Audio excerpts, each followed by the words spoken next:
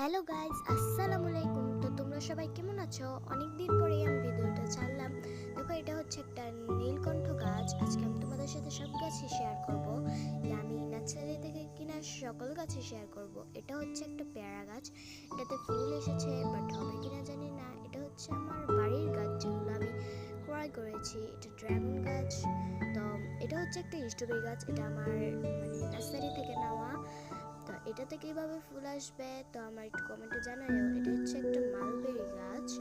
তো এটা হচ্ছে একটা সাদা কালার জবা। আমি জানি না কতটুকু বোঝা যাচ্ছে। তো এটা ফুটলে বোঝা যাবে। এটা কিন্তু খুব সুন্দর, আমার খুব একটা প্রিয়।